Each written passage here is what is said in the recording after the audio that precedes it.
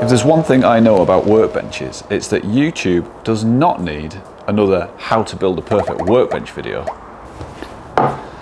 But I am going to build a great workbench, and I've got 5 reasons why I think every DIY maker should build their own as well. And I've got some recommendations for some of the best builds that I've seen on YouTube, so stick around for those later.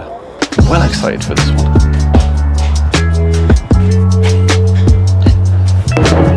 Hey everyone, Pete here from Northern Works.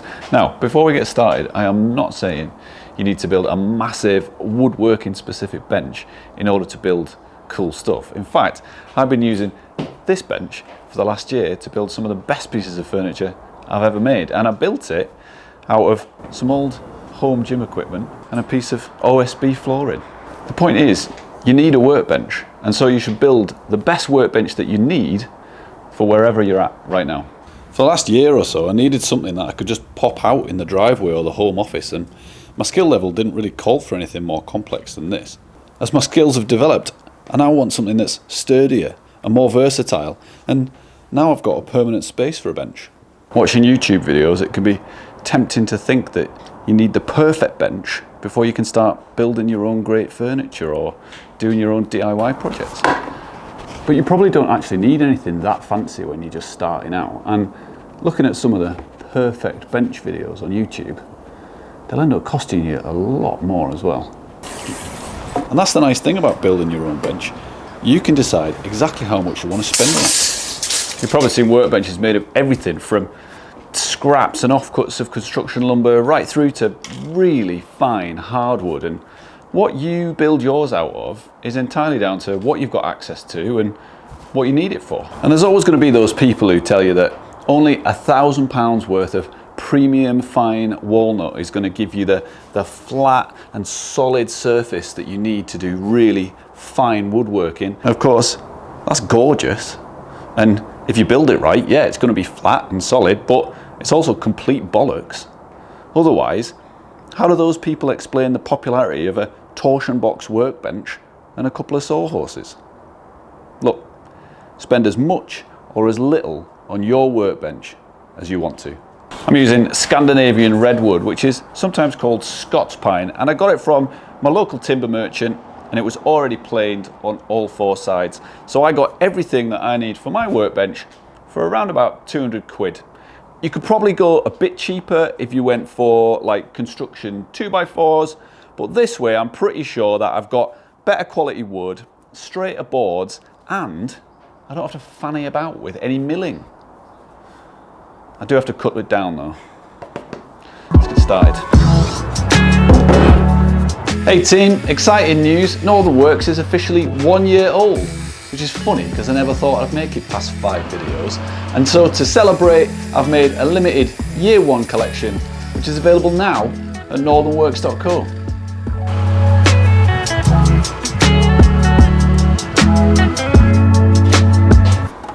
Of course, less time milling also means I've got more time to spend developing new techniques. And just like with cost, a workbench can be as complicated or as simple as you want to make it. And you know, all workshop furniture is the perfect place to practice the skills that you want to develop.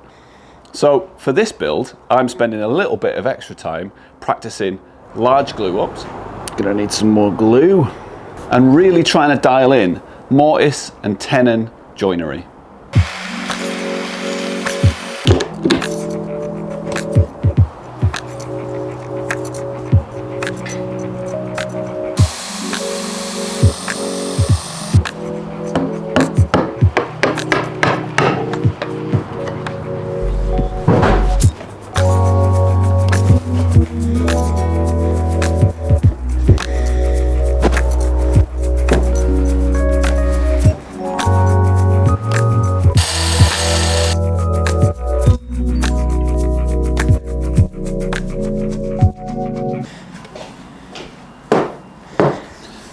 So these end caps, I want to attach them to the side rails using dovetails.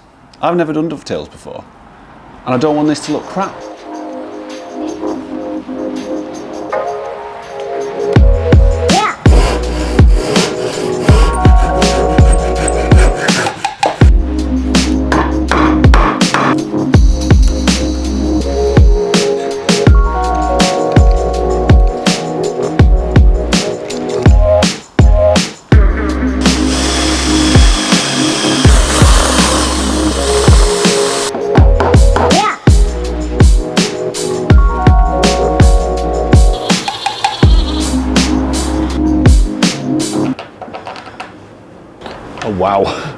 That is rough.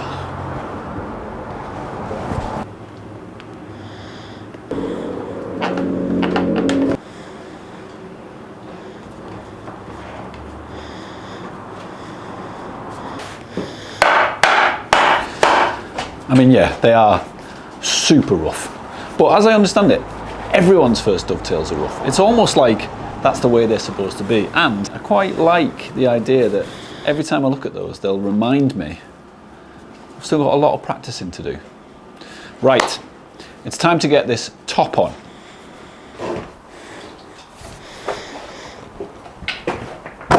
I really went backwards and forwards on what to make this top out of, and I almost went for like a sheet material, you know, an MDF or something, which is perfect for power tools and really easy to replace. But I also really like using hand tools in my builds, you know, chisels and planes, and so I need something a bit more sturdy.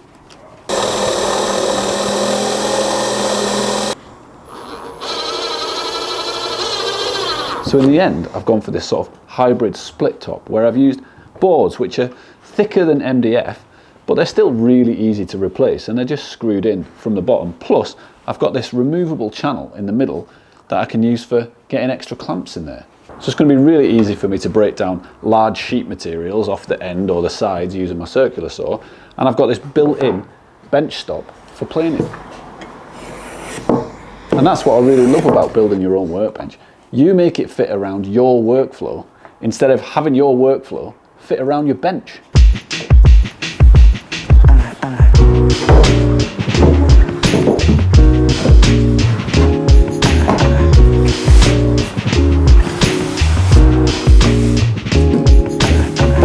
Well, it's basically done. I mean, I still need to plane the top, but I can't wait to use it, even how it is.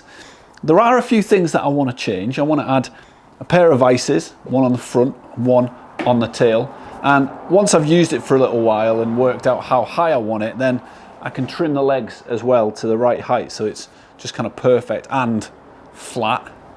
One of the main reasons I built this workbench, because I want to get a little bit more precise in my woodworking. And so I'll probably add a bench dog system to the top of my workbench and drill some holes in it as well. And I might even add a really good fence just to make things extra crispy.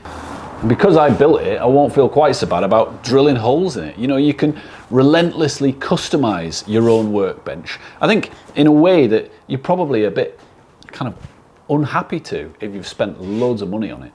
And if you break it, you know how to rebuild it. So I told you that I'd let you in on a few of the YouTubers that inspired me to build this workbench. And I really hope that it'll help some folks to get into building your own workbench. And if you need some more inspiration, then here's who I'd recommend for the absolute creme de la creme. I love Chris from Get Hands Dirty and her full maple hard slab top workbench that she built over on her channel. And Stumpy Nubs has got a great version of that that uses pretty much construction lumber just like this, and it stands up just as well. And if you're more of a power tool fiend, then I definitely recommend you check out Matt Estley's Power Tool Workbench, which is a completely different construction but has a bunch of great features for power tool users. And then finally, there's a man on YouTube that has made it his mission to help people build their best life workbench, and that's Rex Kruger. And I especially love his English joiner's bench, and you should check that out if you're looking for the workbench with the least possible expenditure. And if you've got a recommendation, get it in the comments and let's get more people building. See you again.